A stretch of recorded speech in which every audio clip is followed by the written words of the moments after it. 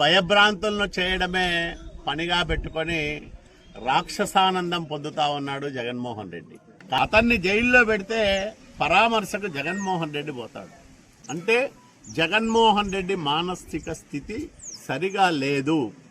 జగన్మోహన్ రెడ్డి ఒక విచిత్రమైన మనస్తత్వం ఉన్న వ్యక్తి అని జగన్మోహన్ రెడ్డి అధికారంలో ఉన్నప్పుడు తప్పు మీద తప్పు చేశాడు.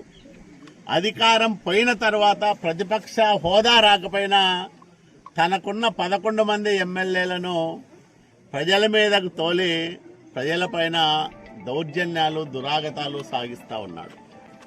ఈ అమ్మాయిని చూస్తూ ఉన్నాం, సుచిత్ర, ఒక దళిత యువతి. చాలా బాధ అనిపిస్తుంది.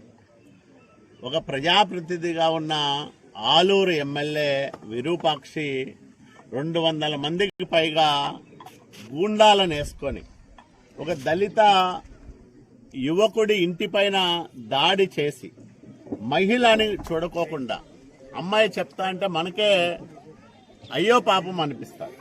అంటే ఒక మానవత్వం మరిచిన వ్యక్తులుగా వీళ్ళు ఆ అమ్మాయి పొత్తి కడుపు మీద కాలుతోదన్నారు.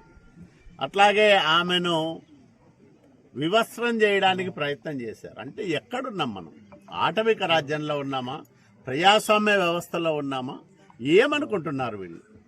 ఇక్కడ ఉన్నది చంద్రబాబు నాయుడు గారి ప్రభుత్వం. శాంతి భద్రతలకు అత్యంత ప్రాధాన్యం ఇచ్చే ప్రభుత్వం.